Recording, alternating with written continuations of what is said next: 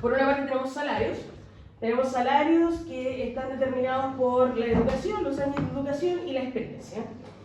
Y tenemos una segunda ecuación donde tenemos salud y está determinada por los años de educación y la edad. ¿Okay? Entonces, la idea es, si tenemos la base de datos y tenemos cross-section data, y vamos a correr estos modelos, ¿no? Podríamos correr un OLS para cada uno, ¿cierto? O si tuviera una variable instrumental, podríamos correr un ID para cada uno, ¿cierto? La pregunta es, como educación es una variable que determina, que está en ambas ecuaciones, ¿cierto? Determina tanto el salario, positivamente, como la salud. La pregunta es, ¿cómo podemos ayudar a que la información que se repite en cada una de las ecuaciones, ya sea, y esta es la parte interesante, ya sea observada o no observada, porque acá si tenemos un confounding, la habilidad por ejemplo, la habilidad está acá y acá. Entonces, si tenemos información observada o no observada en cada una de estas ecuaciones, podemos hacer algo que utilice esa información para disminuir la varianza y hacer el estimador más eficiente. Eso es. Entonces, la moraleja de toda esta clase va a ser mejor estimar todo junto a que por separado. ¿Ok? Si lo estimamos por separado, estamos perdiendo información y esa información nos ayuda a que el estimador sea más eficiente. Eso es toda la moraleja de esta clase y bueno, esto es un poquito más complejo ahora cuando veamos las matemáticas solamente. ¿Ok? Vale, entonces tenemos estas dos ecuaciones.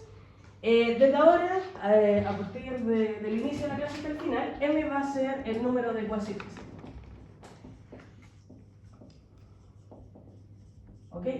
La idea es que cada una de estas ecuaciones tenga, no necesariamente los mismos factores endógenos, pero algunos, o los mismos factores explicativos, pero algunos al menos en común, como lo que recién vimos.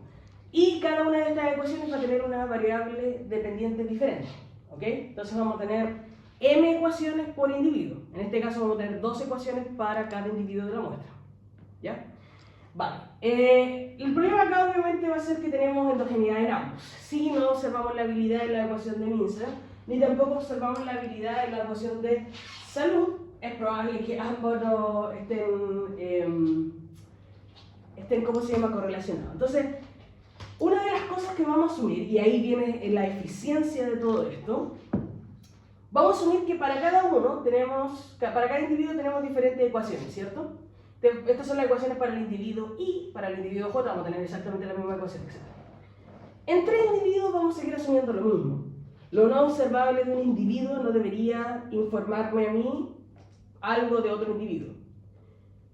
Pero en el mismo individuo, solo, esas ecuaciones, lo no observable, la habilidad del individuo I que está aquí, va a estar correlacionada con la habilidad del mismo individuo que está aquí. Entonces, entre ecuaciones para un mismo individuo, vamos a asumir que la covarianza de los errores es distinta de cero. ¿Ok? Entonces, eso nos va a dar unas nuevas formas de varianzas. ¿Ok? Vale. Entonces, podemos asumir obviamente que educación es endógena y buscar una variable instrumental. En este caso, la variable instrumental sería, por ejemplo, la educación de los papás, ¿no? Pero la educación de los papás no solamente va a estar como variable endógena para la primera ecuación, sino que también va a servir como variable instrumental o exógena para la primera ecuación, sino que también va a servir como variable instrumental para la segunda ecuación. ¿Estamos instrumentando qué variable endógena? Habilidad. La variable endógena que estamos instrumentando es educación, porque tenemos sospechas de que puede ser endógena por variable emitida de habilidad. ¿Ok? Bien, eso es. ¿Ok? Vale, y vamos a empezar a ver este tipo de cosas, donde vamos a tener el supuesto de ortogonalidad, ya no va a ser ZI por EI, sino que va a ser Z subíndice IM, es decir, del individuo I, el instrumento que vamos a usar para el individuo I, pero en la ecuación M. Es decir, cada ecuación va a tener su instrumento. Y cada ecuación va a tener sus errores, como vimos acá. Eso 1, 2 vendría siendo los M. ¿Ok? ¿Se entiende? Okay. Vale. Entonces, ¿por qué usamos Multiple GMM o toda esta es porque obviamente necesitamos usar los momentos en conjunto. Entre más usamos información conjunta, mejor nos ayuda para disminuir esa varianza. Entonces, obviamente eso genera mayor eficiencia en la estimación, ¿vale?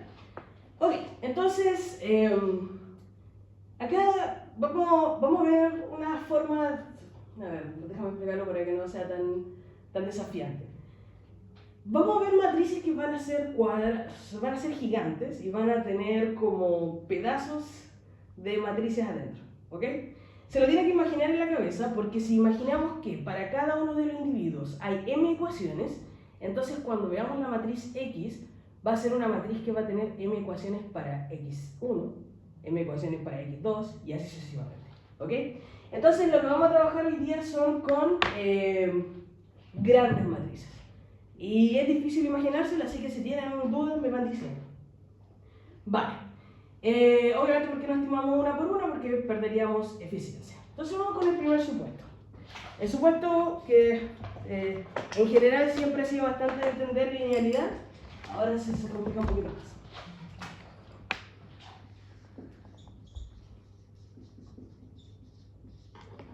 Profe, ¿cómo se llama ese estimador?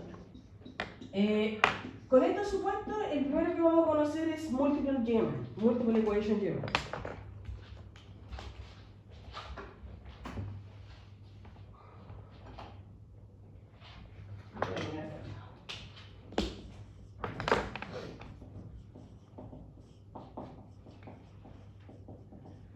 Es simplemente una generalización del GMM usando más de una ecuación, ¿no?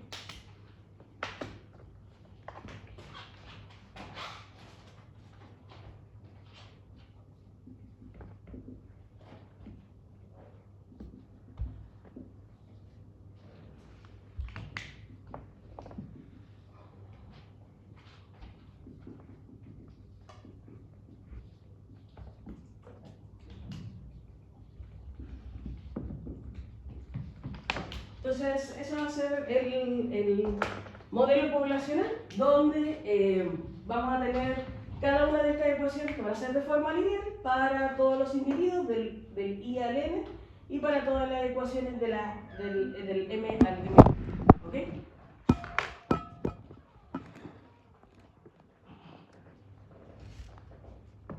Vale.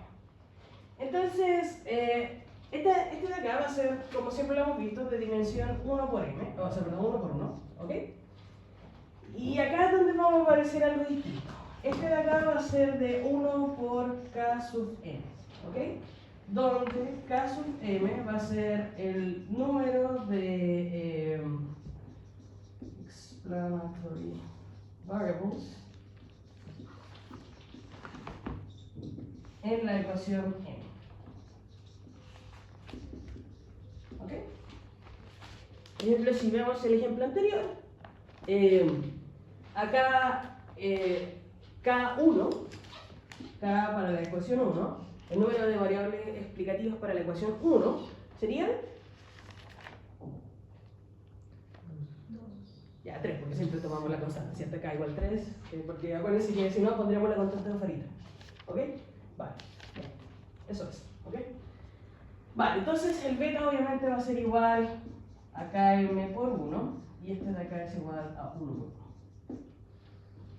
Vamos a escribirlo ahora en términos matriciales.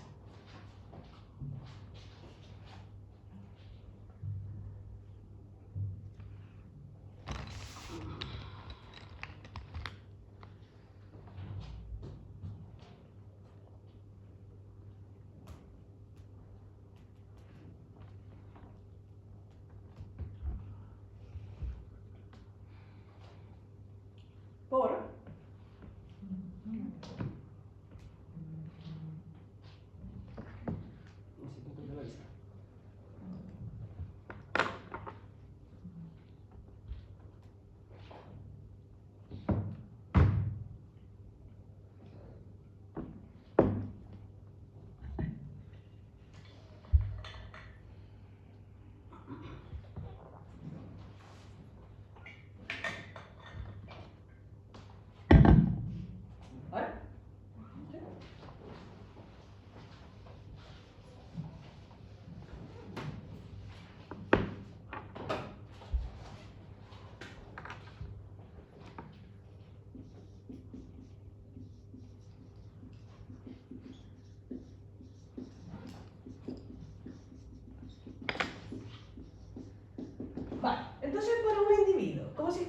esto se escribe de forma matricial, donde esto de acá va a ser un vector.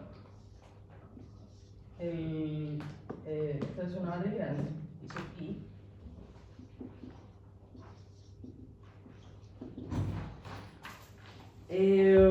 ¿Hasta? ¿Cuál es el último de acá? N.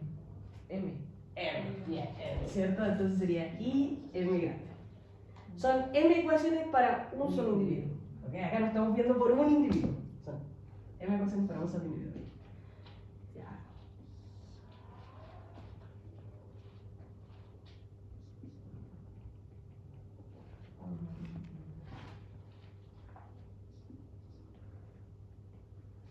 Vale.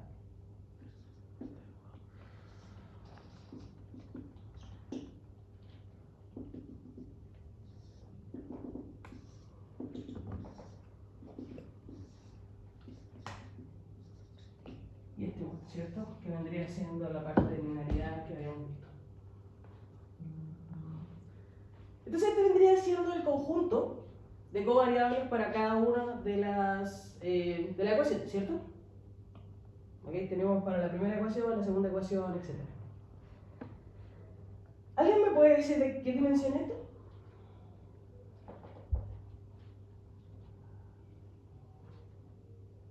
Para abajo está relativamente fácil, ¿cierto?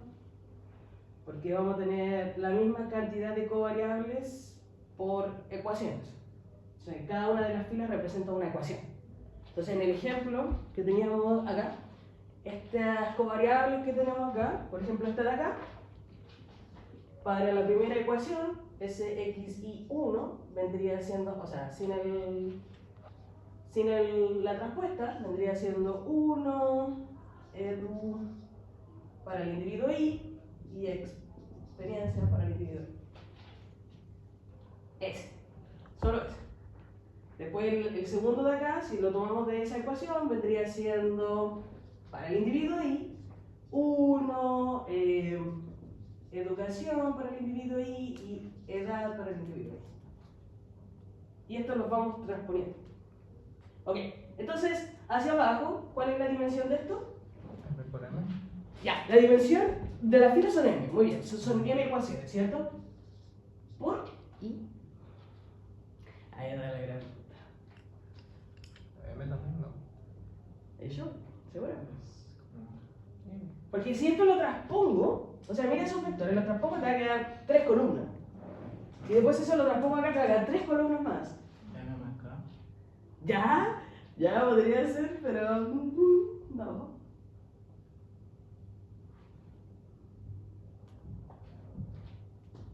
Vamos que se puede. Yo estoy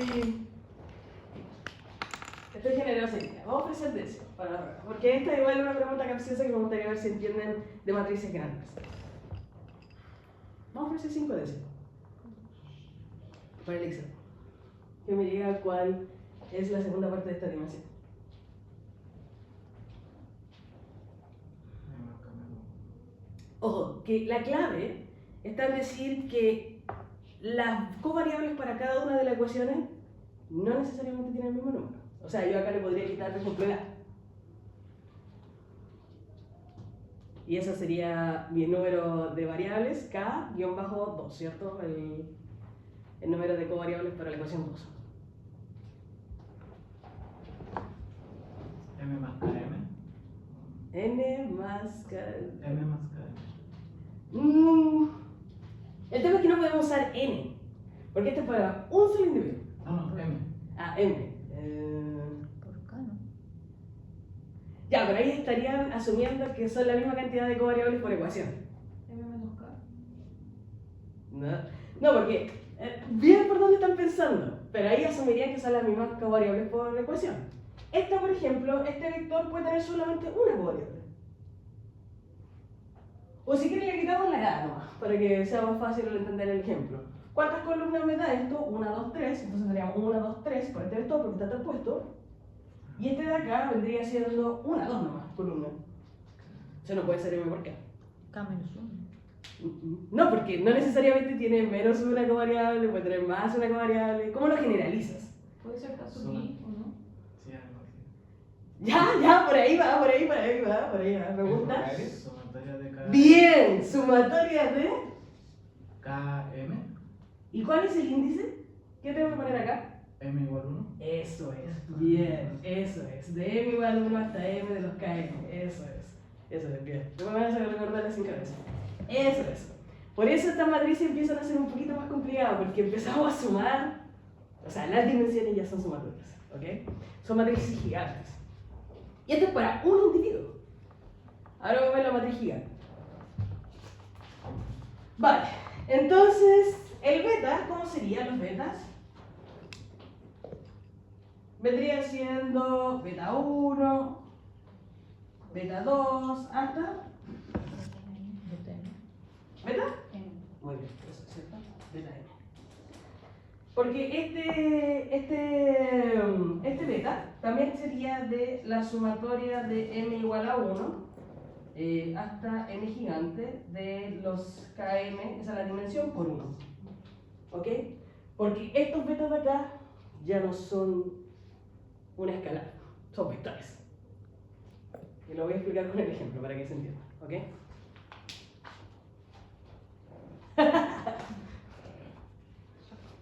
Ya acá sería el error, ¿cierto? El error siempre sigue la misma lógica que el querido.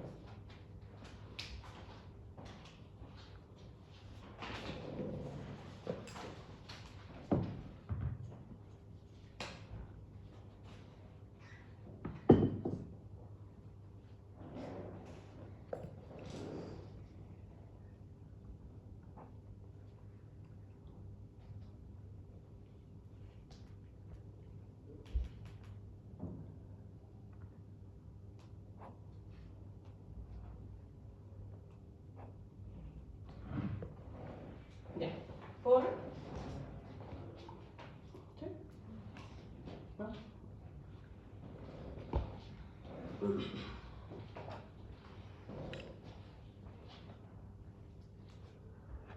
La matriz igual serían X y B nomás, o se le añade algo. Ahora vamos a ver con el Z, ¿no? Pero hasta el momento, claro, ese sería como, solamente para poder escribir este modelo sería de esta forma, linealidades, ¿no? Y ahora vamos a ver cómo es por grado.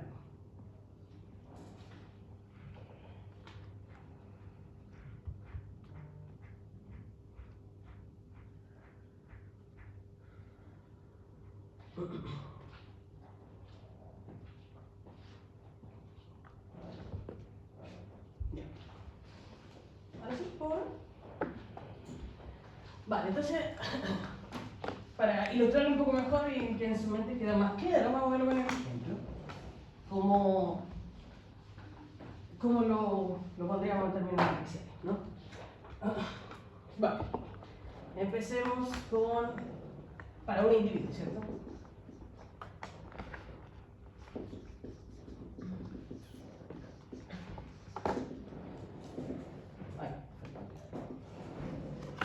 Vale. ¿Cómo me quedaría este vector para el individuo y con esas ecuaciones? Ya, vendría siendo el salario, ¿cierto? Del individuo y Salud. salud, ¿cierto? Del individuo. Si él tiene $20,000 y tiene una salud de 7 en la escala del 1 al 10, eso va a aparecer acá, 20.100. ¿Ok? Bien. Ahora construyamos la matriz X. ¿Cómo les quedaría la matriz X? Edu. ¿Ah? Edu. Ya, pero primero tendría que ser la constante, ¿cierto? ¿Ok? Vale. O escribir un poquito acá para hacerlo más fácil y no tan enredado. El vector, ¿cierto? Sería 1, edu. ¿Y cuál es el otro? X. Y el mismo vector para el individuo 2 sería 1. ¿Cierto? Ok. Entonces Entonces sabemos que la matriz X va a ser el primer vector, ¿cierto? Del individuo traspuesto, un 0, y el segundo vector del individuo traspuesto. ¿Ok? Por lo que ahora van a ser vectores, beta 1 y beta 2. Entonces vamos a escribir esto de acá. ¿Cómo me quedaría? El primero, 1, edu, y la experiencia, ¿cierto? Abajo, 0, 0, 0.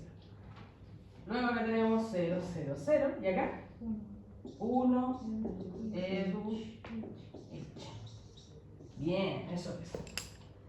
¿Ok? Entonces, eso lo vamos a multiplicar por estos dos vectores, que ahora estos dos vectores, cada uno va a ser igual al número de k que tiene en la ecuación 1 por 1 y el número de k que tiene en la ecuación 2 por 2, ¿cierto? O sea, perdón, por 1. Ok, entonces, voy a escribirlo abajo, pero esto se tiene que estar multiplicando ahí, ¿cierto? El beta 1 sería...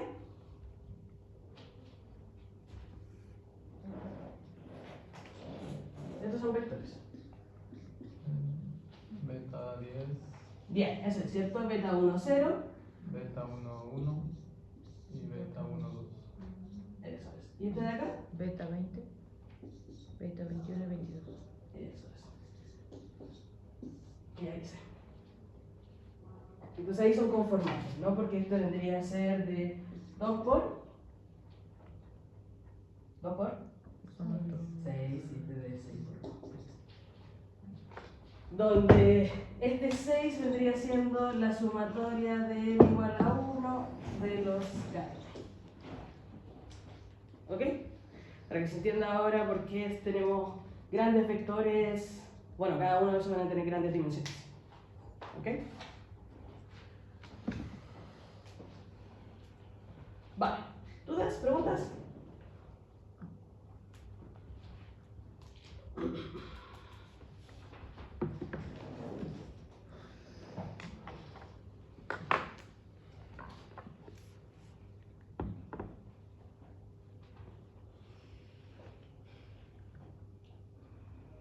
Profe, ¿qué había dicho? Los errores entre las ecuaciones estaban relacionados.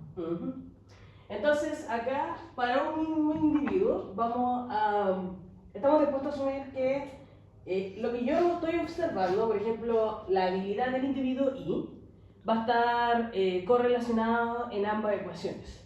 Entonces, la estructura de varianza-covarianza me va a permitir que este error con este error se correlacionen. Pero no me va a permitir que los errores de Y con los errores de J se correlacionen cuando son distintos individuos. Entre ecuaciones sí, entre individuos no.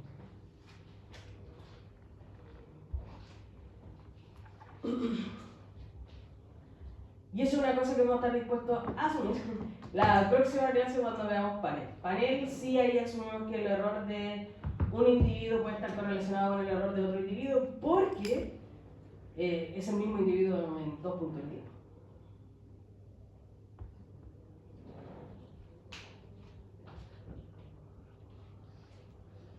Vale.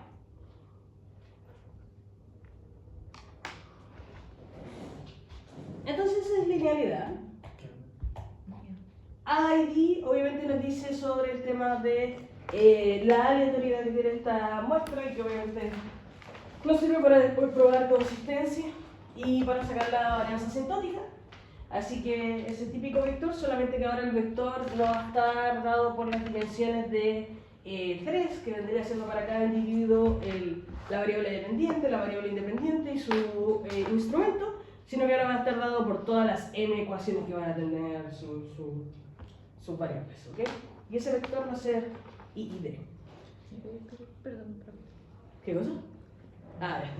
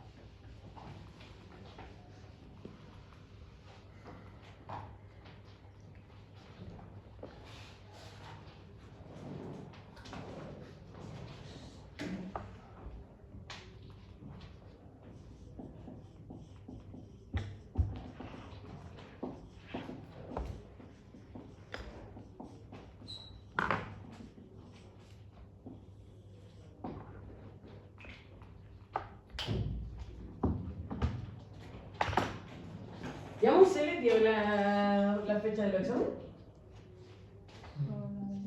Dijo una semana nomás, solo la de... No la de los otros. Ok,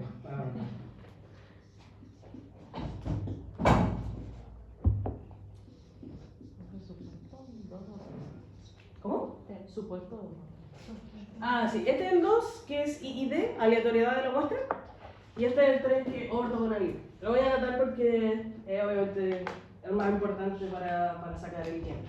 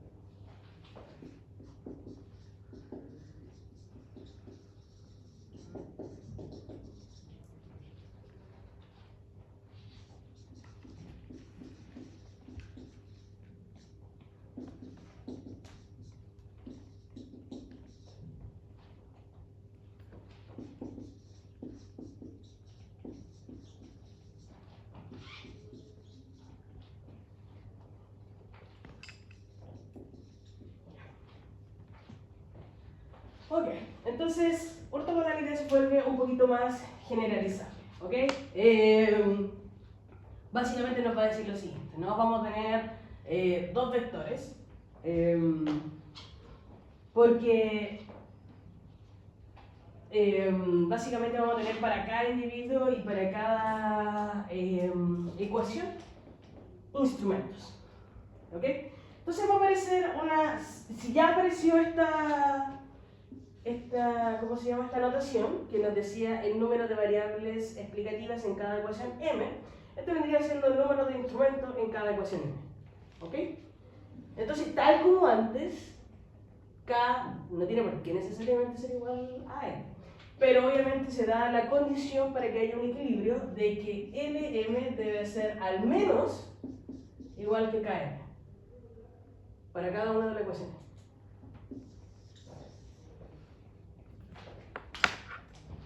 Es decir, el número de instrumentos debe ser mayor o igual que el número de variables endógenas que tengamos dentro de la ecuación.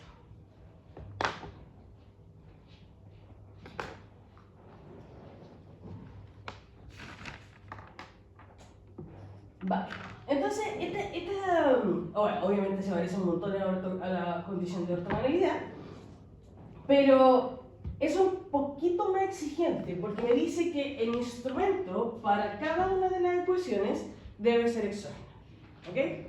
Entonces, en el caso de lo que estábamos viendo al principio del ejemplo, si yo tengo el instrumento educación de los padres para instrumentalizar educación, esa educación de los padres debe ser exógena para acá y para acá.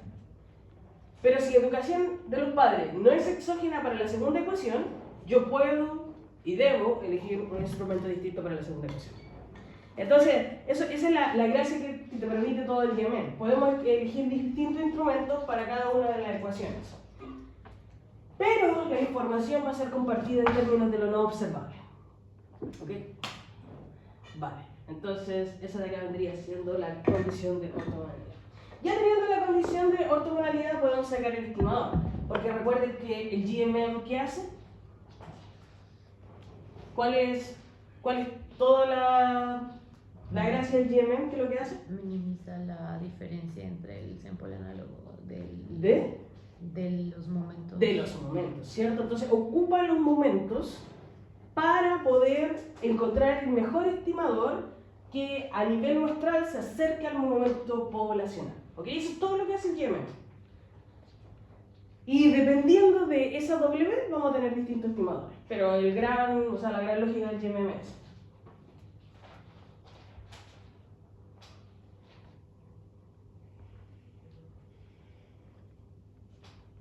Vale. Ahora. ¿Sí? ¿No? Sí.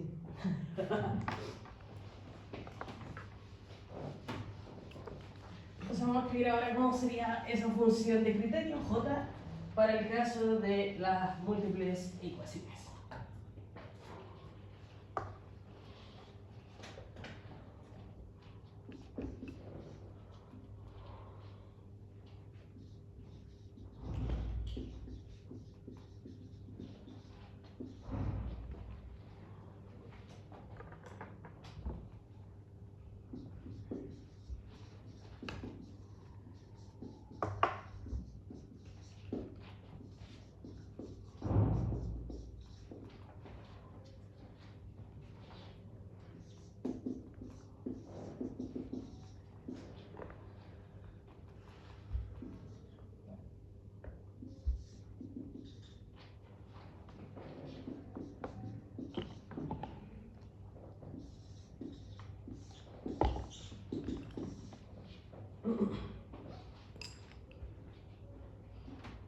Ok.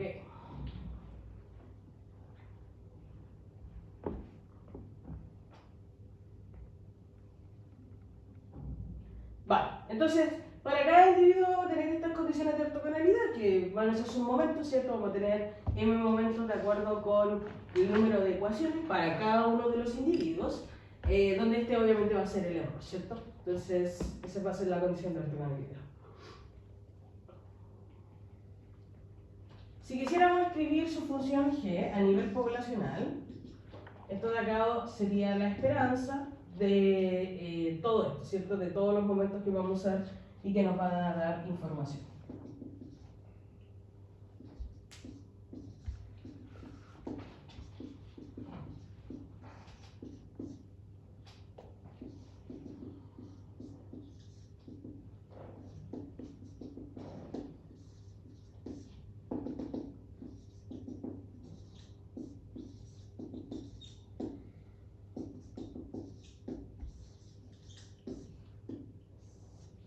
Entonces, tenemos ahí.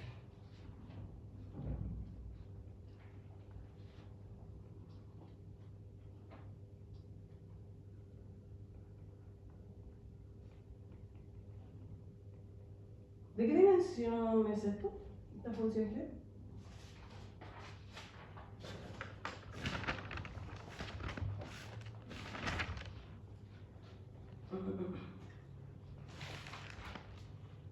Uno por cada n.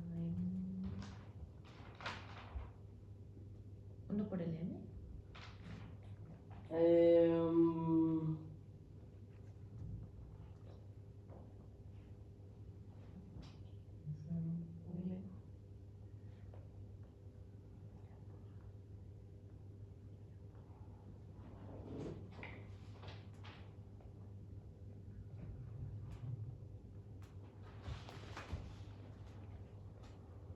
Ok, veamos esto primero. Vamos a tener un set de variables instrumentales para cada una de las ecuaciones. Esto es igual que lo mismo que vimos recién con las x, pero hacia abajo. ¿Ok?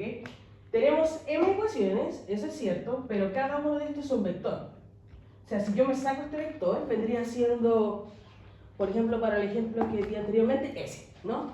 El z1 vendría siendo esos tres. Entonces acá, este z1 hacia abajo, la primera ecuación tendría un 1 acá, la segunda ecuación tendría un par edu y la tercera ecuación tendría experiencia. El z2, lo mismo hacia abajo. Entonces, ¿cómo te queda la primera dimensión?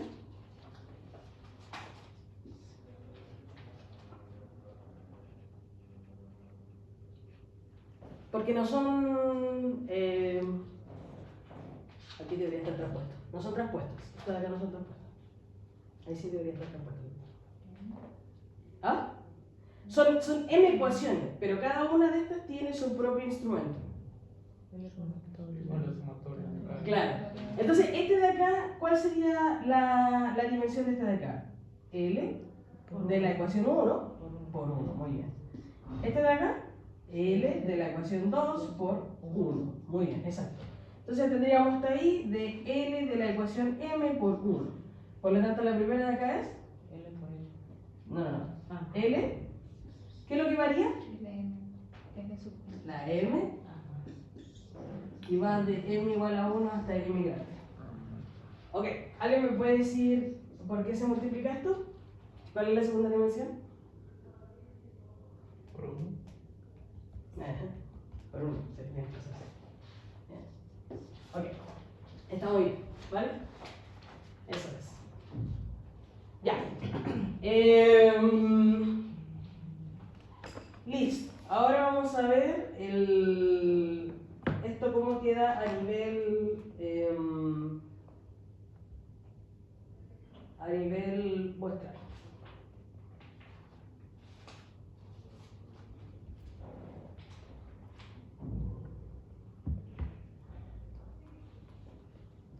Ya.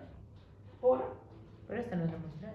¿Ah? Esa no es la No, muestral. esta es depende del beta poblacional. Ah, ya. Por eso está con esperanza. ¿Qué deberíamos hacerlo a nivel muestral? Cambiar esa esperanza por promedios. ¿Y ese beta por? Estimado. El estimado. Eso es. Si cuando se dan cuenta todo se repite, los procedimientos son bastante repetitivos en econometría.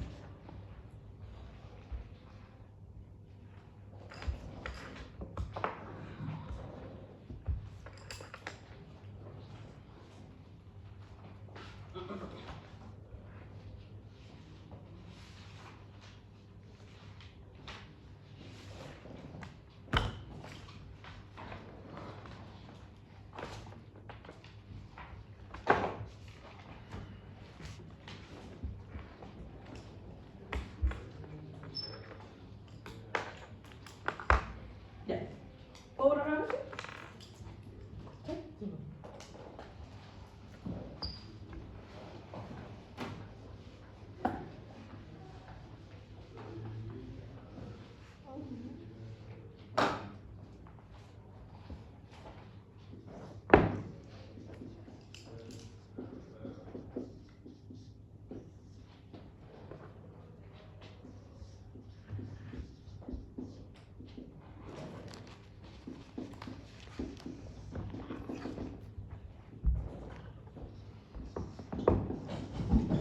Eso fue.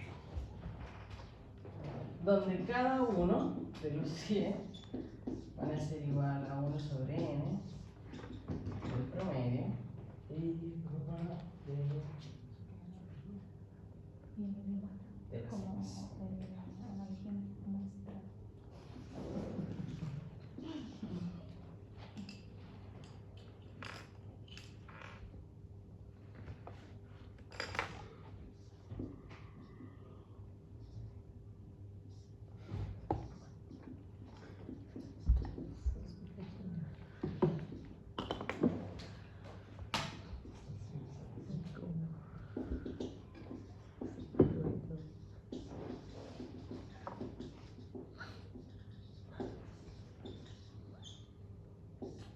Eso es ahí.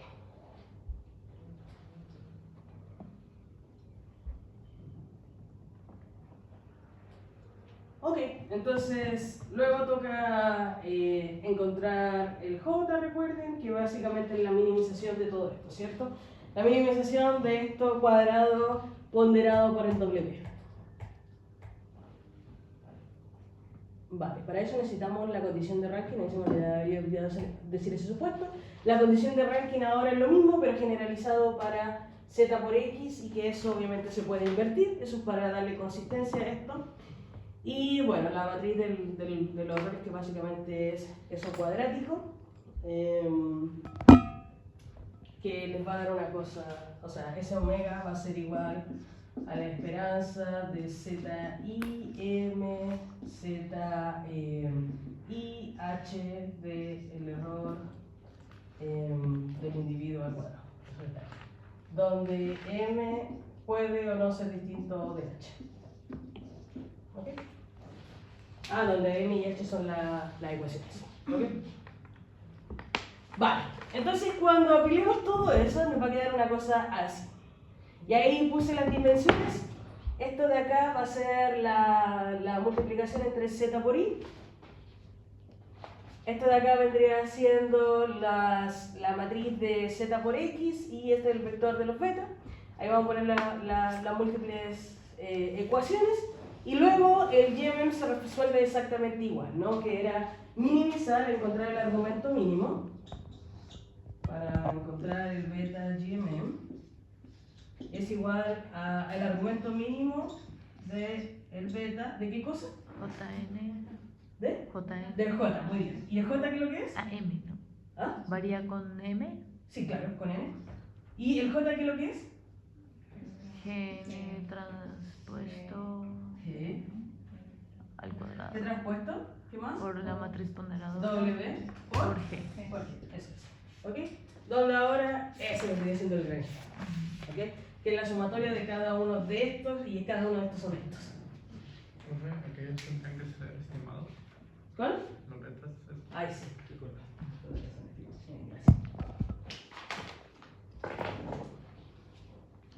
Así estimaditos. Bien, chicos, entonces nada cambia con el procedimiento del GMM, lo único que cambia es que todas las funciones van a ser ahora multiplicadas por m, que va a ser el número de ecuaciones, ¿ok? Todo eso lo metimos como a esta función minimizadora para que al final del día sea eficiente. Y ahora el punto es, ¿en qué sentido es eficiente? Es eficiente cuando afecta la matriz de varianza covarianza, ¿ok? En la última clase que vimos, o la anterior, la última, sí, la última clase que vimos, ¿se acuerdan que estaba esa gran tablita donde está el GMM y si le cambiamos la W encontramos otro stage? Ya, ¿vale? ¿Cierto?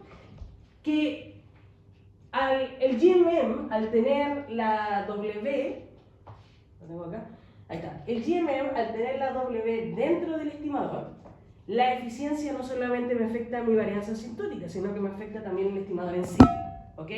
Si lo vemos en términos del stata, los coeficientes y los errores estándares van a estar afectados por la matriz W que elijamos, ¿ya? Perfecto, entonces,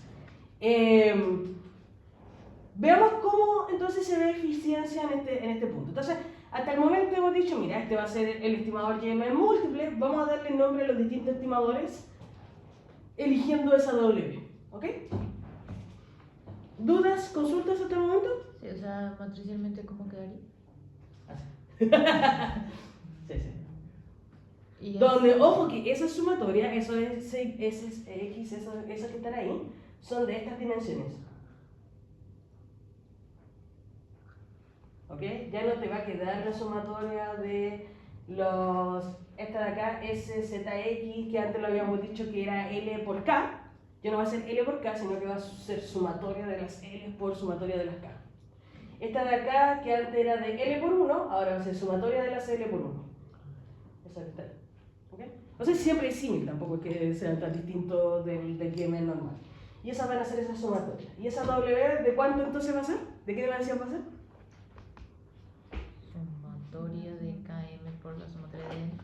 La W del GMM, la que ustedes conocen, normalito, ¿de cuánto es? L por L. Muy bien, L por L. La sumatoria, o sea, la del múltiple GMM, por lo tanto, debería ser de sumatoria de N por sumatoria de N. Eso es, ¿verdad? Sí, es bastante lógico, no es como tampoco magia negra. Bien. Ok, entonces vamos a ver esta idea de la eficiencia con los estimadores.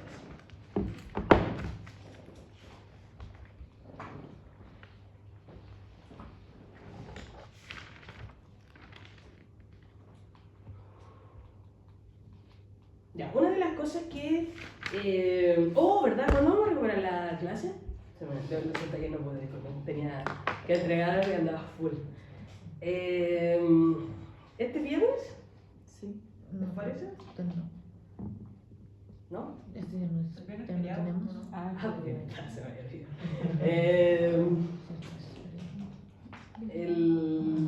¿Y mañana? Sí, mañana, ¿no? ¿A qué hora? ¿Tienen clase en 2 bloques? Mañana. Sí, mañana. En el C. ¿Tienen clase en el B y en el C? Ah, Ah, el ya. aire. Ah, ve. No, pues se los tengan en el B, en el C van a estar muertos, ¿verdad? No, está bien. No, pero está bien. ¿Sí?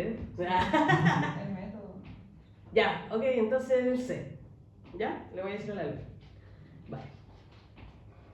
Ok, entonces una de las cosas que podemos asumir para poder encontrar un estimador bastante eficiente es lo que se conoce como homocedasticidad condicional. Y de ahí nace el phi. Y el phi es, lo voy a escribir así. ¿Puedo borrar acá? ¿Sí?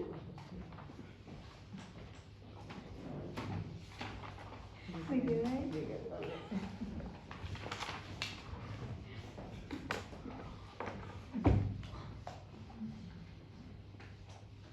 Ay, se me quedó.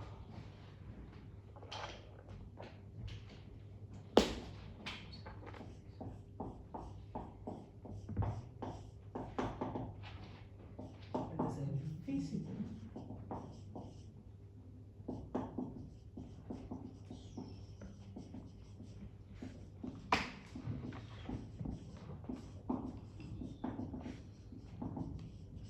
Feasible instrumental variable estimate. ¿Okay? Vale, entonces ¿por qué es feasible? Porque es bastante lograble al asumir una cosa que podemos estar dispuestos a asumir dependiendo de lo que estemos estudiando. ¿Ok? Y eso es homocedasticidad condicional. Entonces, lo voy a escribir acá, vendría siendo que la esperanza de E y M, E y H dado lo que tenemos ahí, Z y M, Z y H, sea igual a este sigma, ¿cierto? Sigma cuadrado, MH. Ahí falta un cuadrado, disculpe. Sigma cuadrado, ¿ok? Vamos a ver. Vale. ¿Por qué ponemos el sigma cuadrado? Porque podríamos poner el sigma solamente, ¿cierto? Porque es una constante. Lo que estamos diciendo ahí es que esta cosa entera va a ser igual a una constante. ¿Por qué le ponemos el cuadrado? Para minimizar.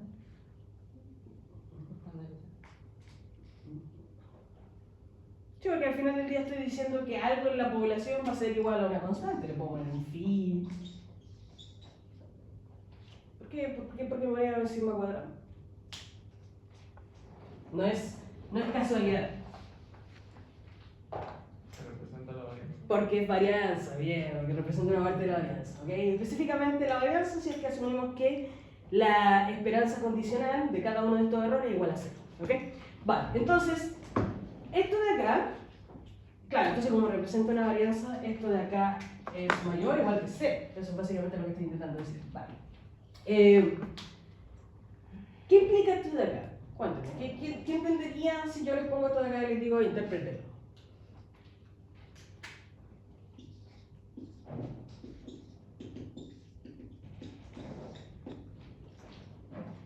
¿Qué es el H? Es otra de ecuación.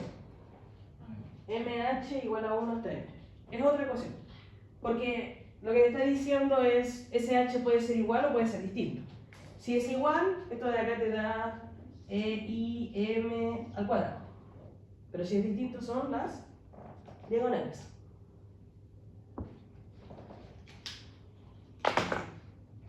Y eso es algo que hasta el momento no habíamos visto. De hecho, cuando nosotros en el es así como al comienzo del curso, yo le dije, o sea, la esperanza de I al cuadrado dado X es igual a sigma cuadrado, ¿cierto? O después abajito de ese supuesto, salía algo así como la esperanza de EIJ dado X es igual a 0. Cuando I es distinto de 0. De hecho, eso está como el inicio de la clase cuando veíamos homocedasticidad. Esto nos decía que la matriz de varianza covarianza y en especial la matriz de los errores iba a ser una diagonal solamente, ¿cierto? Donde en la diagonal íbamos a tener el sigma cuadrado y en todo lo demás íbamos a tener 0, indicando que la varianza es por individuo, pero no entre individuos. La información desconocida de otro individuo dentro de la muestra no me debería proporcionar nada a mí para la varianza. Esto es distinto. Yo no tengo esta segunda parte. ¿Qué estoy diciendo?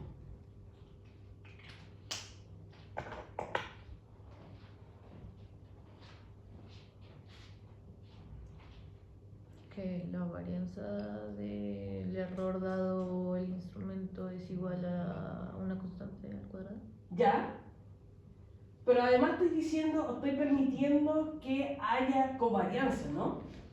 Pero la covarianza que va a haber, y esto es lo que decía al principio de la clase, no va a ser entre individuos. Acá no es un I y un J, es un I, pero para distintas ecuaciones.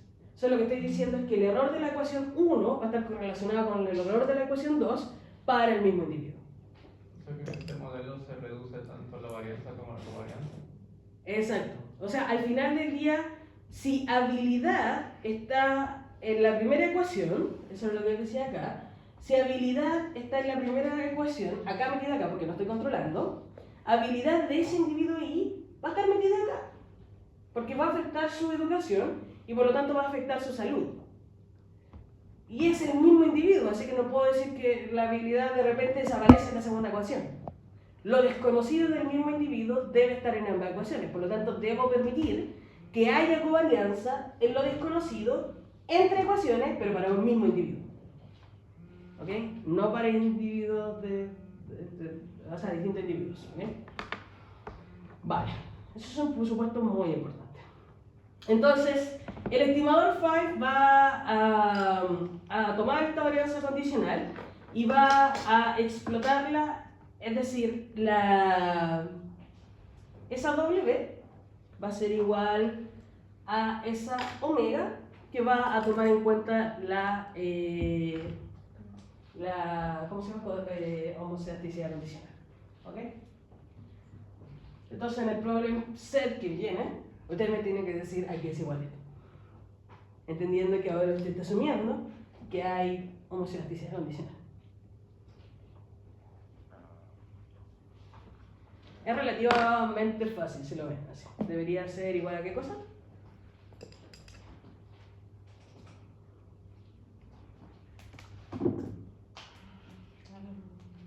Tienen que buscar el estimador de esta cosa, ¿cierto?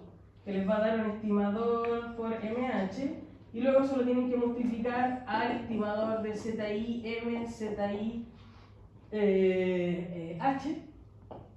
Eso de ahí, porque eso va a estar en la población, va a ser consistente. Tienen que buscar el estimador de esta cosa que les va a dar una cosa así, ZI, ZI, y eso de ahí va a tener que ponerlo. Ahí en el.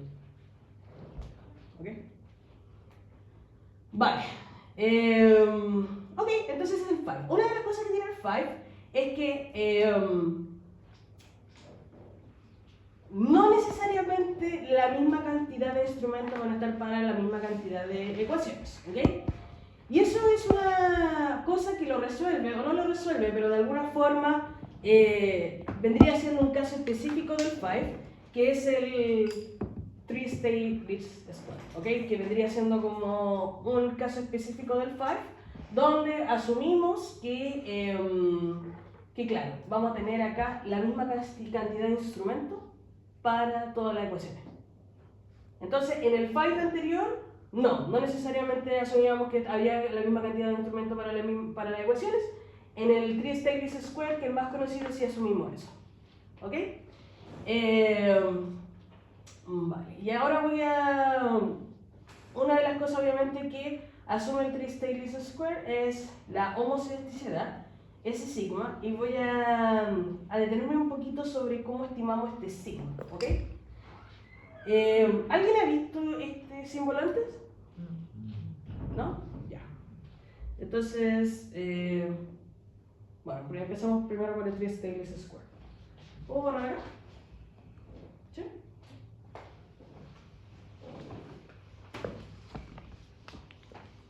Profe, el 5 entonces es como un caso de un GMM múltiple. Sí, es un caso cuando la matriz W, esta que está acá, esa, la reemplazamos por la matriz omega a la inversa, donde la matriz omega tiene implícito la homocedasticidad condicional. O explícito en realidad.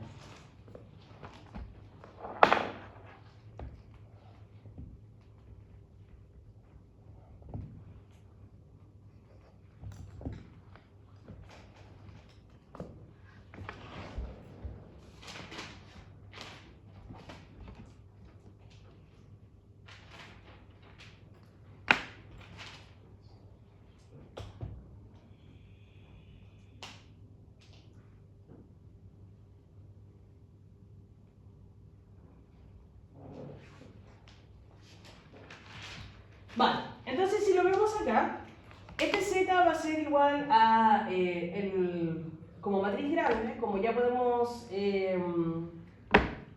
empezar a simplificar las cosas porque cada una de estas ecuaciones va a tener el mismo número de instrumentos, va a ser de n por l, y aquí vamos a tener la matriz K, perdón, X, que va a ser de n por km, donde eventualmente esa matriz, o sea, para cada vector, donde eventualmente esa matriz se puede escribir de esta forma, que va a ser de m por n por la sumatoria de los km. Acá lo que va a pasar es que cuando hagamos ¿cómo se llama? Cuando empezamos a ver el tema de la derivación del estimador, lo que va a pasar es que no va a haber conformabilidad entre las matrices. Entonces, para eso aparece básicamente este producto, este nuevo programa, ¿ok? Entonces, déjenme un poquito explicar esto de acá. ¿Puedo borrar acá?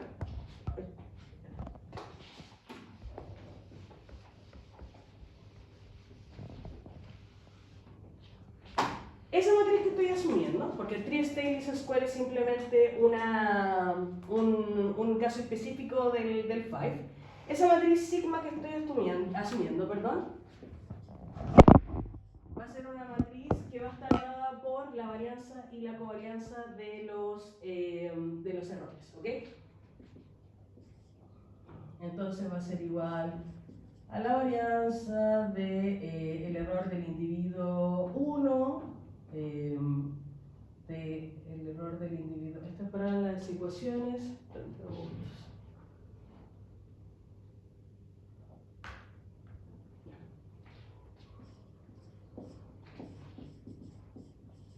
De E1, E2, E2, y esta vendría siendo la covarianza solamente para el caso simple.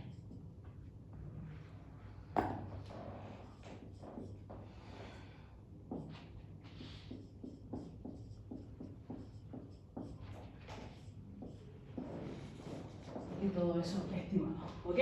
Entonces, esa matriz al final del día va a ser la varianza y covarianza cuando asumimos homoelasticidad condicional para cada una de las ecuaciones de cada uno de los individuos, ¿ok?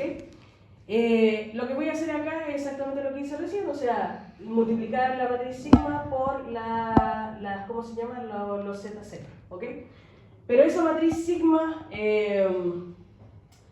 bueno, ahí es donde viene el producto Kronecker a ¿cómo se llama? Entrar en juego. Entonces déjame explicar un poquito este producto y cómo lo vamos a multiplicar.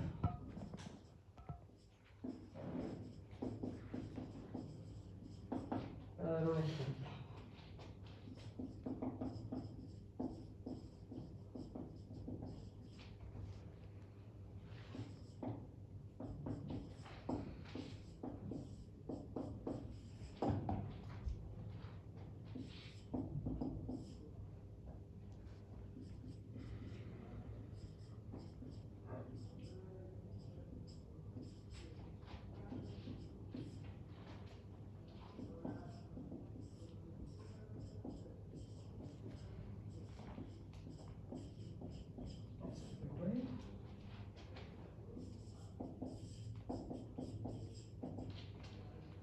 Vale, esto es lo que se llama multiplicación en bloque. Entonces, cada uno de los elementos de la matriz A, si el producto Kronecker tiene A por B, cada uno de los elementos de la matriz A va a multiplicar la matriz B, pero como completa. Entonces, el elemento 1 de la matriz A va a multiplicar a la matriz B.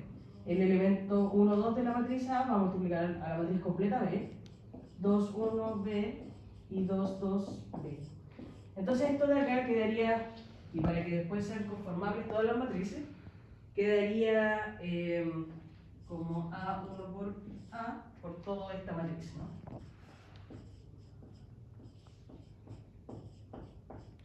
Y así sucesivamente para cada uno de los lados, ¿ok? Entonces vamos a ver cómo el sigma se multiplica con esta matriz en el ejemplo que estábamos viendo al principio, ¿ok? Perdón.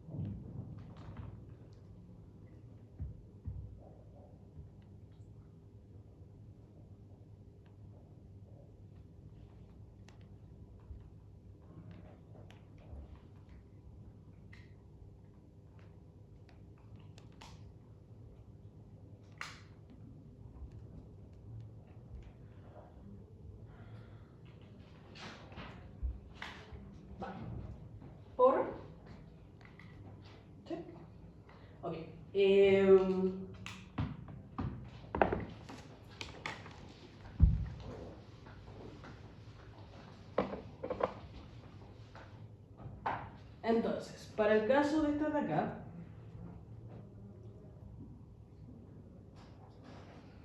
y para el mismo individuo, porque este vendría siendo para un solo individuo,